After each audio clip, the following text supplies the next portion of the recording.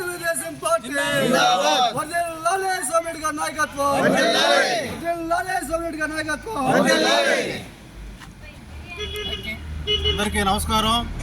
ఈరోజు స్వర్గీయ శ్రీ నందమూరి తారక రామారావు గారు 1982వ సంవత్సరం మార్చి 29వ తేదీన ఆయన యొక్క ఆలోచనల నుంచి పుట్టినటువంటి తెలుగుదేశం పార్టీని ఈరోజు ఆయన ప్రకటించడం జరిగింది. గత 43 వసంతాలు పూర్తి చేసుకొని ఈరోజు తెలుగుదేశం పార్టీ 44వ వసంతంలోకి అడుగుపెట్టింది.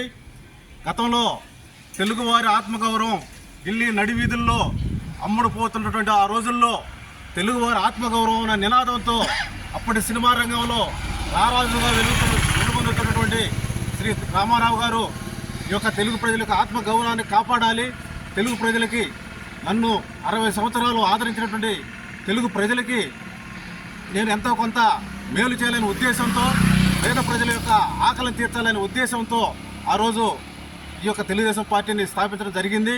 తెలుగుదేశం పార్టీ స్థాపించిన 9 నెలల్లోనే తెలుగుదేశం పార్టీ అధికారంలోకి రావటం అప్పటి ఉద్దండులైనటువంటి మేధావులైనటువంటి ఢిల్లీ రాజకీయ పెద్దల్ని గడగడలాడించి ఆ రోజు ఆయన 9 నెలల్లోనే పార్టీ అధికారంలో రావటం ఒక చరిత్ర.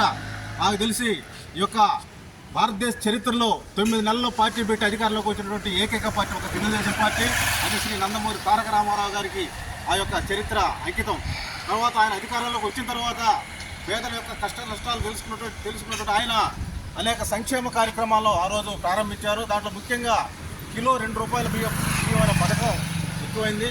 ఆ రోజుల్లో తెల్లన్నం అంటే వరి అన్నం అంటే ఏమిటో తెలియని కొన్ని ప్రదేశాలకి ఆయన కిలో 2 రూపాయల బియ్యం పథకం పెట్టి ఆ యొక్క వరి అన్నం యొక్క రుచిని తెలియజేసి వారి యొక్క అన్నదాన దాతగా ఆయన ఆ రోజు మిగిలిపోయారు. అదేవిధంగా